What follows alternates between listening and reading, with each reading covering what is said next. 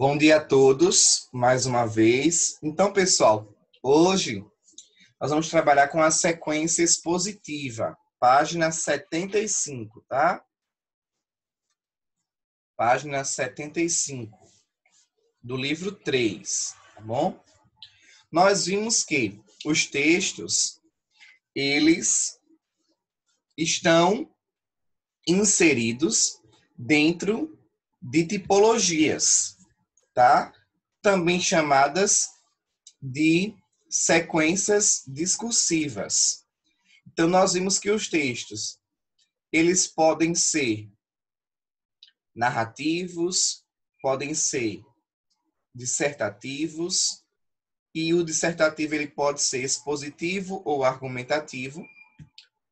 Nós vimos que os textos podem ser descritivos e injuntivos, tá? Nós vimos que os textos, eles estão inseridos dentro de tipologias. Nós estudamos também a diferença entre gênero textual e tipo textual. Nós vimos que os gêneros, eles são infinitos. Quando a gente fala em gênero, a gente está falando em estrutura e função do texto. Por exemplo, uma carta, ela tem uma estrutura própria.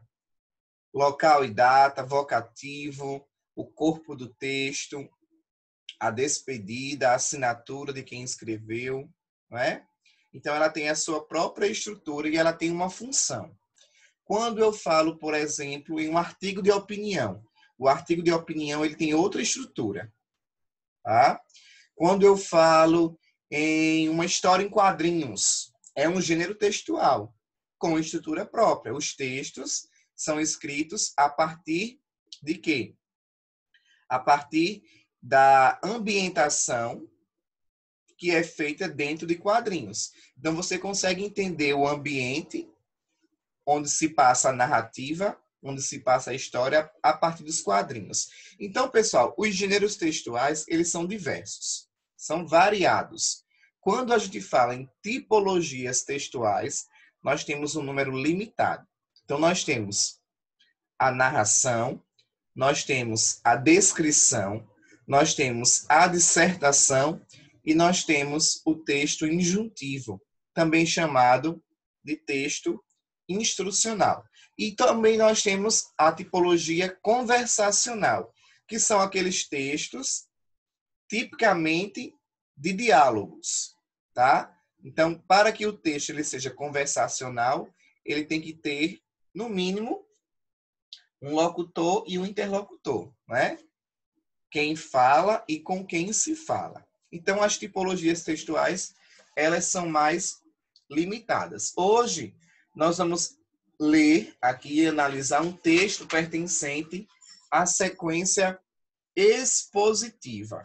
Eu gostaria de alguém para ler esse texto, cujo título é Vítimas da Dependência Digital, que está na página 75. Quem gostaria de começar a leitura? Nós podemos dividir a leitura, tá?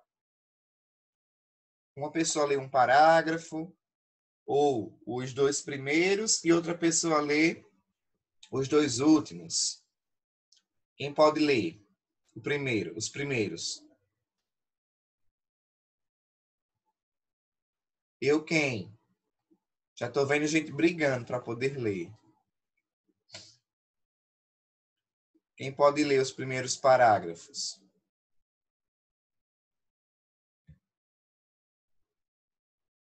Miguel, pode ler, Miguel? Posso, mas só um aviso, é que tá tendo construção aqui em casa, então se tiver muito barulho, viu?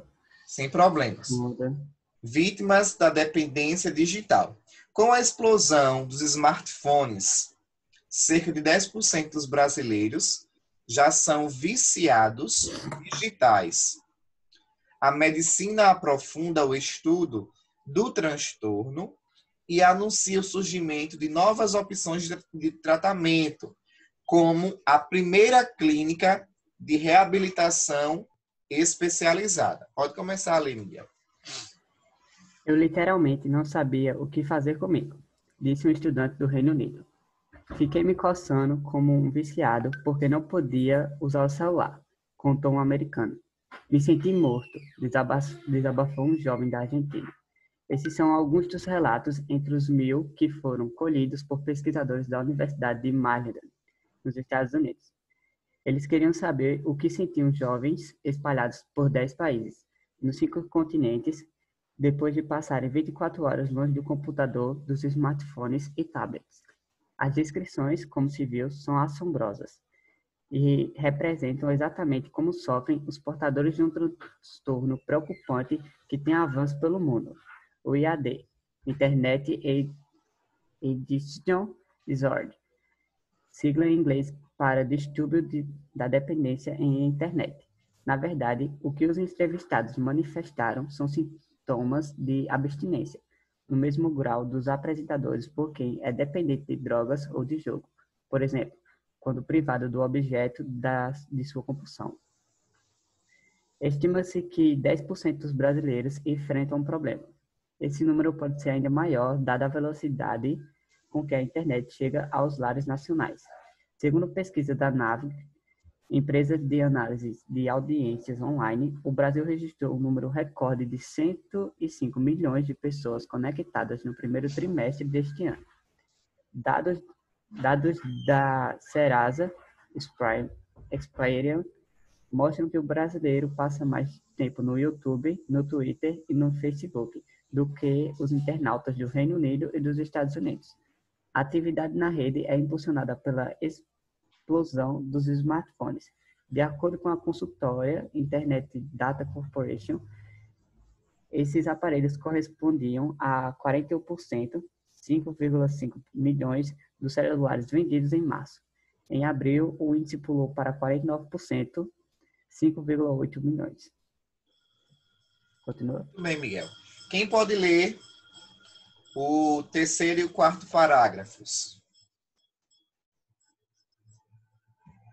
Vamos lá, pessoal. João Vitor pode ler?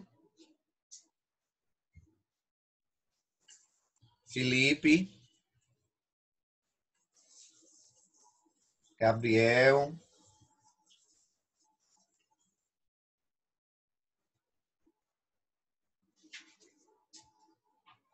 William? Quem não puder ler, quem não tiver com o microfone, tá bom?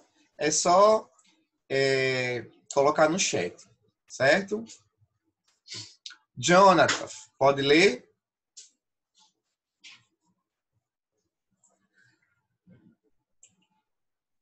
Eu acabei de entrar na aula. Qual é a página? Página 75. Os dois últimos parágrafos da página 75. Do livro 3, tá bom? Livro 3.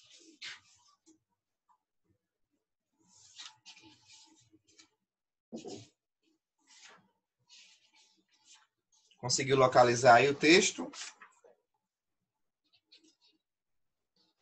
Os dois últimos parágrafos. Isso. A gravidade do problema está levando A gravidade do problema está levando em uma mobilização mundial em busca de soluções. Uma das frentes, a do reconhecimento médico do transtorno, está em fraca discussão.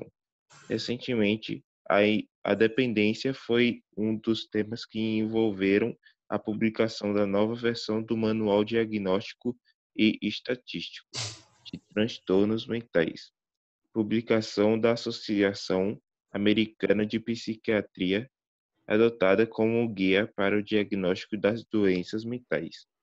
Em países como Japão, China e Coreia do Sul, a dependência já é tratada como questão de saúde pública. Programas desses governos foram criados na tentativa de mitigar o problema. O Ministério da Educação japonês lançou um projeto que atenderá 500 mil adolescentes.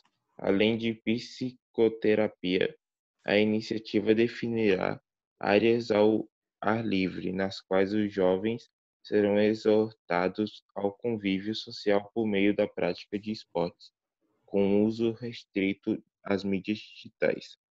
No Brasil, a assistência aos dependentes é feita em serviços vinculados a universidades. O tratamento se baseia em terapia, intervenção familiar e remédios, se necessário. Damos atendimento de acordo com o caso, explica Dárcio Xavier, diretor do Programa de Orientação e Assistência a Dependentes da Universidade Federal de São Paulo. Muito bem. Então, olha só, o texto que nós lemos, não é? Ele trata de uma temática que, em alguns países, ela é tratada como questão de saúde pública, que é a superdependência, não é, de jovens em relação ao uso de que dos aparelhos digitais, dos celulares, dos smartphones, tá?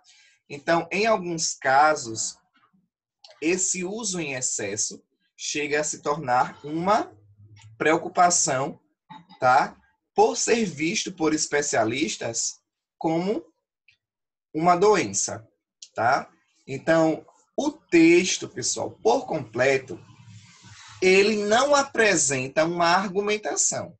Ele não apresenta uma opinião e não apresenta um ponto de vista sobre o assunto. Então, nós podemos observar, pela leitura do texto, que ele se caracteriza como sendo um texto totalmente expositivo. Por quê? Ele apenas apresenta informações a respeito do tema. Não traz nenhuma opinião, não traz nenhum ponto de vista, a não ser informações, dados estatísticos, falas de especialistas sobre o assunto. Diferentemente, por exemplo, da redação do Enem. O texto que nós devemos escrever como proposta de redação para o Enem é um texto dissertativo argumentativo. Além de nós expormos informações, nós temos o quê? Que comentar. Nós temos que argumentar, apresentar uma argumentação consistente em relação a essas informações. Então, essa é basicamente uma dificuldade que muitos alunos têm com a redação do Enem. Eles apenas querem fazer um texto informativo, um texto expositivo. Se o tema é, por exemplo, a violência contra a mulher no século XXI. Então, muitos alunos acham que apenas falar sobre o assunto, apresentar dados estatísticos que comprovam o aumento da violência contra a mulher no Brasil no século XXI é o suficiente, quando, na verdade, o texto quer que você apresente um ponto de vista, uma opinião. Então, escrever parágrafos expositivos na sua redação do Enem não é o correto. Além de expor, você tem o quê? Que argumentar. Você tem que apresentar um ponto de vista, tá bom? Então, esse texto aqui, ele caracteriza-se apenas como sendo um texto expositivo. Ele não apresenta um ponto de vista, não apresenta uma opinião, tá bom? Porém, quando a gente fala na redação do Enem, nós temos um texto dissertativo argumentativo. Você expõe o tema, você fala sobre o assunto e argumenta sobre ele.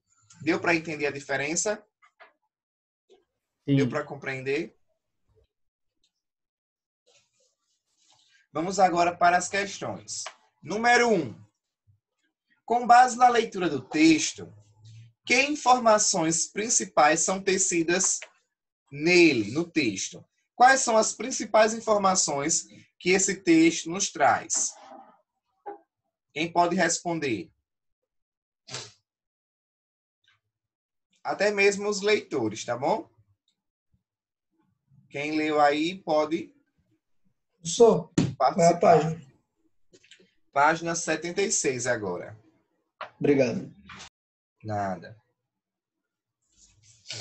Então, fica claro, né, pessoal, que as informações principais estão relacionadas aos sintomas dos viciados digitais e a consequência disso. Então, vocês vão escrever aí. As informações principais estão relacionadas aos sintomas de viciados digitais e a consequência disso. De um modo geral, é o que a gente consegue compreender a respeito da leitura do texto. As informações principais estão relacionadas aos sintomas de viciados digitais e a consequência disso.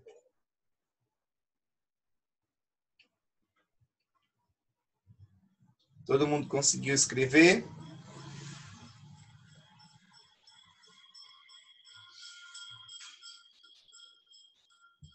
Quando terminarem, me confirmem, tá? Para a gente ir para o número 2.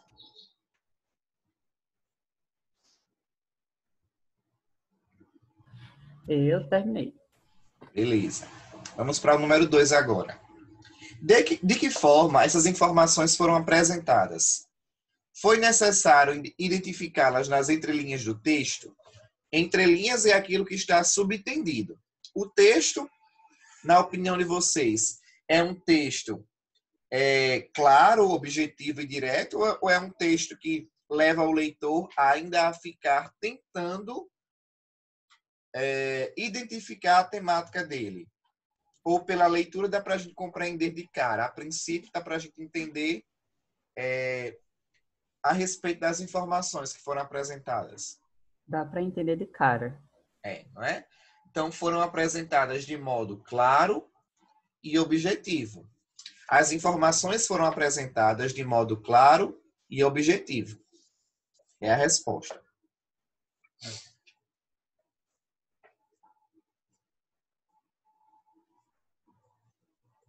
Número 3. Que tipos de frases foram usadas para construir os períodos? Então, vocês vão responder. Foram utilizadas frases objetivas em ordem direta. Foram utilizadas frases objetivas e em ordem direta.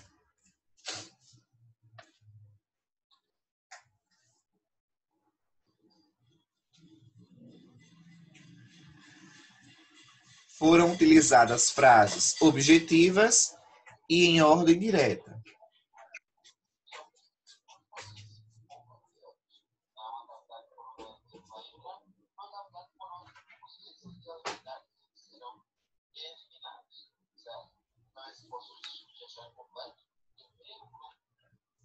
Vamos agora para o número 4, tá? Que função você acredita ter esse texto? E aí, respondam para mim. Se nós estamos tratando aqui da sequência expositiva, se nós lemos um texto apenas expositivo, sem nenhum ponto de vista, sem nenhuma argumentação, qual é a intenção, qual é a função desse tipo de texto, pessoal? Informar. Isso. Muito bem. A função do texto é apenas informar de forma mais científica, não é? Já que ele fala a respeito da comprovação de que o uso excessivo de celulares, o uso excessivo de smartphones tem se tornado o quê? Uma dependência digital, ou seja, é um problema de saúde pública em alguns países. Inclusive, até alguns países já oferecem tratamento, né, de reabilitação para essas pessoas que estão nessa condição de viciados digitais. Então, a função do texto é expor informações de forma científica. Tá? Deu para todo mundo responder as 4 questões? Me confirmem, tá? No chat, para que eu possa dar continuidade. Sim. Vamos agora para a página 77. Sequência expositiva. Eu vou pedir que vocês peguem um marca-texto ou um lápis aí para a gente destacar aqui algumas partes. Então, entendemos como expositivo o texto que tem como objetivo explicar, fazer conhecer ou compreender determinado assunto, ou seja, busca pela imparcialidade informar o leitor. O que é a imparcialidade? É justamente você não apresentar nenhuma opinião, não apresentar nenhum ponto de vista a respeito do tema. Isso é você ser imparcial, tá? Então, vocês vão grifar todo esse primeiro parágrafo aí. Entendemos como expositivo o texto que tem como objetivo explicar, fazer conhecer ou compreender determinado assunto, ou seja, busca pela imparcialidade informar o leitor. Com isso em mente, o escritor utiliza, nos textos expositivos, linguagem formal, com predomínios de frases na ordem direta, que facilitam o entendimento, e de orações explicativas.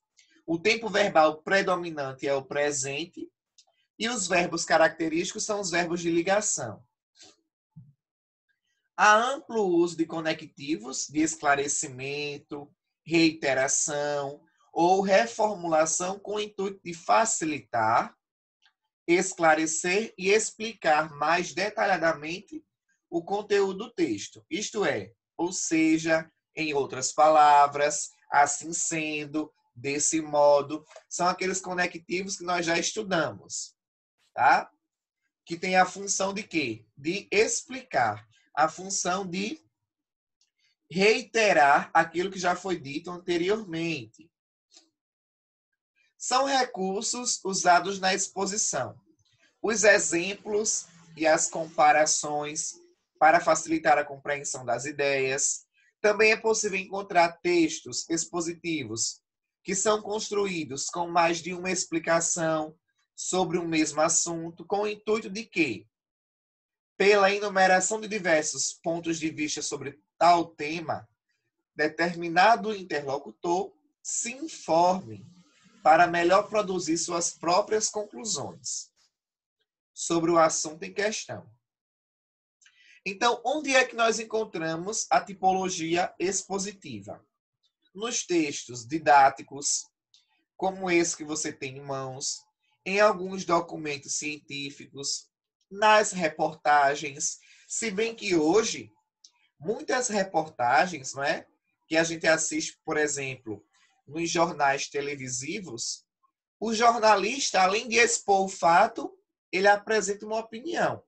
Durante muito tempo, as reportagens, elas eram meramente expositivas. A função do repórter, do jornalista, era apenas informar, era apenas trazer o fato. Hoje, os jornalistas, eles já têm a liberdade de expressão, de apresentar a sua opinião. É tanto que a maioria dos jornalistas faz um comentário, dá a sua opinião, dá o seu ponto de vista, depois que transmite aí a informação. Eu estou falando de jornais televisivos, de jornalistas que são apresentadores dos jornais, tá? Por exemplo, nós temos a jornalista Raquel Sherazade, né, que ela é bem polêmica. Ela é uma jornalista paraibana, daqui de João Pessoa, que agora ela é jornalista do SBT. Então, inclusive, ela já sofreu vários processos pelo fato de que ela, além de apresentar a informação, a notícia, ela sempre dava a opinião. E a opinião dela eram opiniões muito consistentes. Eram opiniões muito radicais, às vezes, que acabavam aí soando como sendo uma pessoa extremista. Uma pessoa que exagerava até nos comentários que fazia, né? Então, é um exemplo de que hoje os jornais não são mais apenas expositivos. Muitos já tendem aí a levar para esse lado da persuasão, para esse lado de convencer mesmo o telespectador a respeito do ponto de vista que o jornalista defende sobre o assunto, tá? Os verbetes de dicionário também, nas enciclopédias, entre outros. Os verbetes de dicionário, por exemplo, são totalmente expositivos. Por quê? apenas estão o quê? Dando significado à palavra, trazendo significado aí para algum vocábulo, tá? Então, a diferença, pessoal, ficou entendida entre texto expositivo e texto argumentativo? Deu para vocês entenderem tranquilamente? Alguma dúvida em relação às questões que nós respondemos? Deu para todo mundo acompanhar, não é? Tudo certinho? Sim. Ok. Ok. E aí nós temos, pessoal, como exemplo também de texto expositivo, o resumo, tá?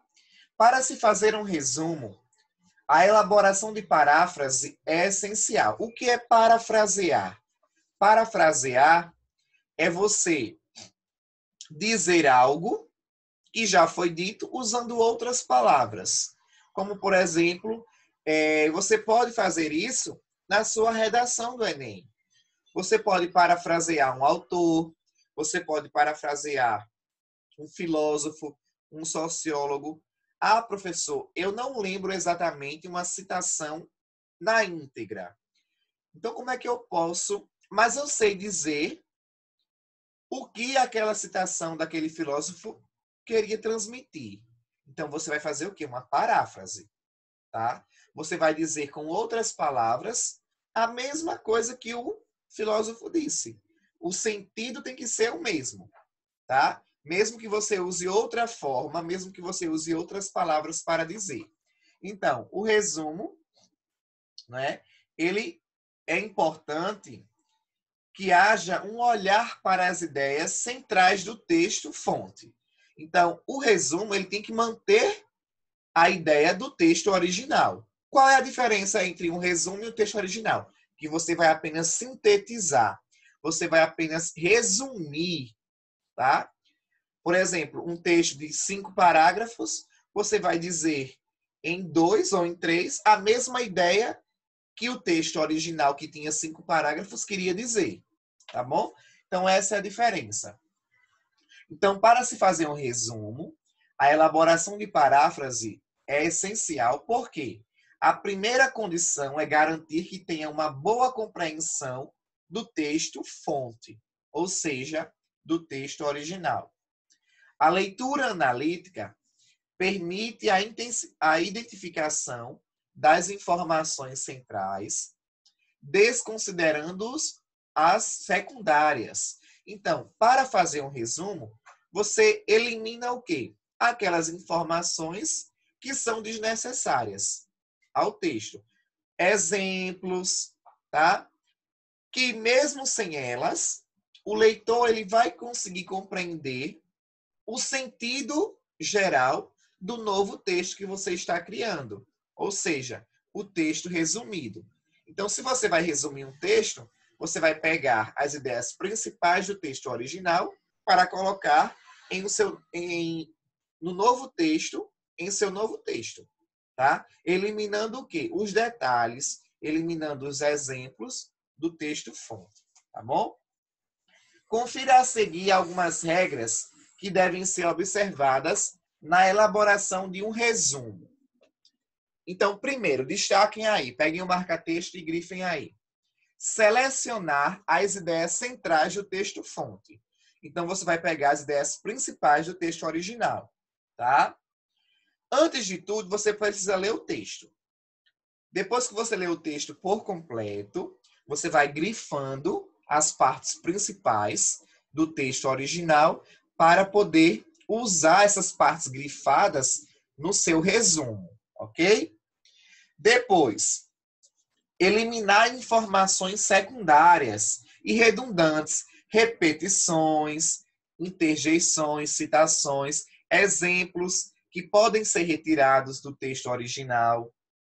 Empregar linguagem clara e concisa e não copiar frases do texto-fonte. Muita gente acha que resumir é copiar. De forma sucinta, quando na verdade não é. Você pode fazer um resumo usando suas próprias palavras, mantendo a mesma ideia do texto original, tá? Manter a ordem em que as ideias são apresentadas no texto-fonte. Então, aquilo que é dito no primeiro parágrafo do texto original deve ser dito no seu primeiro parágrafo do texto resumido. Aquilo que é dito no segundo parágrafo do texto original deve vir no segundo parágrafo do seu novo texto, que está sendo resumido. Você não pode alterar a ordem das informações, ok? Ser imparcial e não emitir opiniões. Ora, se você está resumindo o texto de um outro autor, você tem que ser fiel à ideia que aquele autor defende. Você não tem o direito de apresentar uma nova ideia, um novo ponto de vista, porque aí você não vai estar fazendo uma paráfrase, né? Parafrasear é você dizer a mesma coisa que o autor disse, apenas usando o quê? Outras palavras, outra forma de dizer, de escrever o texto, ok? Por último, reduzir a extensão do texto ao número de palavras ou de linhas proposto. Exemplo, eu tenho um texto de 20 linhas, eu peço para vocês resumirem esse texto de 20 em um texto de 10 linhas. Então, você vai reduzir pela metade, mantendo aí a ideia principal do texto original, porém de forma mais resumida, de forma mais restrita, tá? Então, como eu já expliquei, a paráfrase é uma estratégia de escrita muito importante na elaboração de um resumo, pois, por meio dela, o autor pode reproduzir as ideias do texto original usando seu vocábulo próprio, ou seja, suas próprias palavras, preservando seu estilo e evitando a cópia direta do texto que se está resumindo. No entanto, como a paráfrase é uma reprodução das ideias de outrem, ou seja, de outro autor, ela deve ser sempre antecedida da citação do autor das ideias. A leitura e a interpretação são fatores importantíssimos na produção de textos.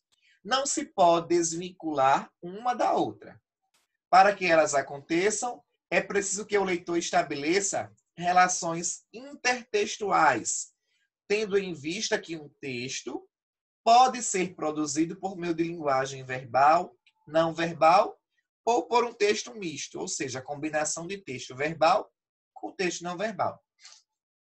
Espera-se que um bom leitor ele consiga reformular por meio de um segundo texto, ou seja, aquele que você irá resumir, o conteúdo do mesmo texto original, do texto fonte, demonstrando assim que você conseguiu compreender as informações do texto original, ok?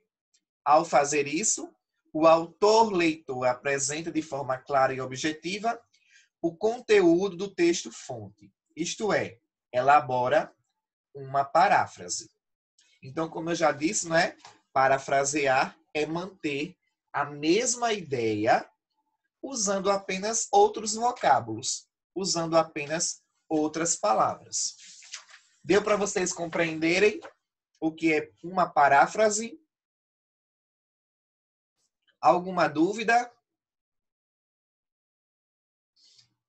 Então, na aula de hoje nós vimos texto expositivo, tá? O resumo como sendo um texto expositivo e a paráfrase como uma estratégia usada para resumir um texto, para dizer algo que já foi dito usando outras palavras. Ficou claro, pessoal? Alguma dúvida?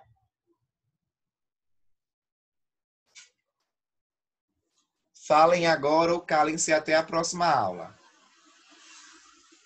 Nenhuma dúvida? Ok. Então, eu vou encerrando aqui a aula, certo? A proposta de redação com o tema que nós trabalhamos sobre o aumento do suicídio de jovens no Brasil, eu vou propor a vocês depois, tá bom? Como atividade para vocês realizarem. Quando for o dia de entregar, eu aviso bem direitinho. Pessoal, até tal dia, vocês produzem e entregam a redação. Ok? Certinho? Certinho. Um abraço em vocês. Fiquem com Deus e até a próxima aula. Tchau, tchau. Tchau, até a próxima.